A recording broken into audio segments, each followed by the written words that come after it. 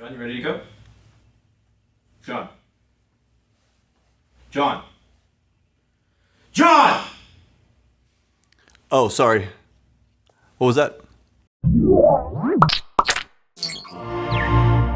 You ever find yourself in a noisy environment where you have a hard time making out individual conversations? If so, I might have just the gadget to help you out. I'm John P., and you're watching Geek Beat.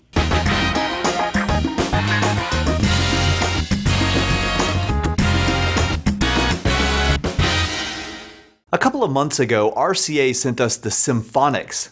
They call it a personal sound amplifier, and Callie instantly shoved it in my direction. You see, about 15 years ago, I had a terrible ear infection that robbed me of about half my hearing in my right ear. And when people talk to me, I'm always like, huh? What? Can you say that again? So I guess Callie was sick of repeating herself. Anyway, trying to explain how the Symphonix actually sounds is a bit like trying to describe 3D video to you on a 2D monitor. It's something that differs for each person and something you really have to experience. But if I were to try to put it into words, I'd do it like this. For me, the Symphonix does two things. First, it amplifies the volume of everything around. That's important because clearly if you aren't getting enough sound, nothing else matters.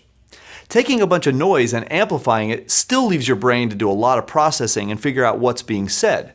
But the Symphonix also incorporates some sort of digital signal processing that seems to sharpen the sound. This is the part that's hard to explain, but I'd say it's the equivalent of when you edit a photo and turn up the clarity. Things that were once fuzzy get much clearer. And that's what the Symphonix does for my hearing. After amplifying things to a more acceptable level, it also helps me separate the voices, especially from background noise.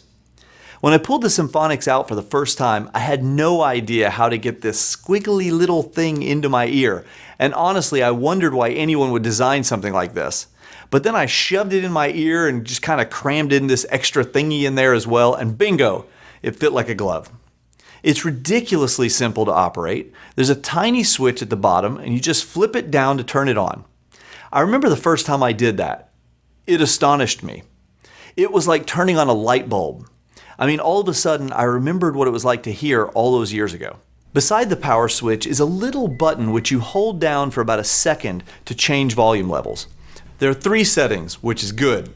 Around the office or just in normal listening environments, the lowest setting is plenty for me.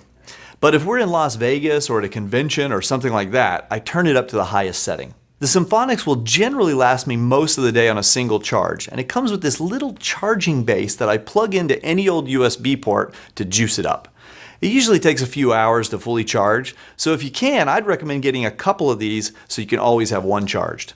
It's comfortable enough that you forget you have it on after a while, and as you can see, it has no impact on wearing glasses, even with thin titanium frames like mine. The Symphonix isn't going to repair hearing problems, but it will dramatically increase your ability to pick up sounds. And for people like me, that can be a life-altering experience. And because of that, we're giving RCA the Editor's Choice Award for this amazing little device.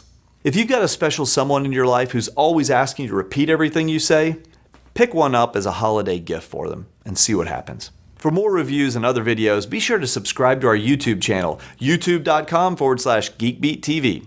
And if you like them, give it a thumbs up. See you later. Like this? Yeah, we'll see you later. Okay, bring it. All right. Bring the pain. Are you ready? I'm ready. Here we go. Oh. I don't know what to do with my hands.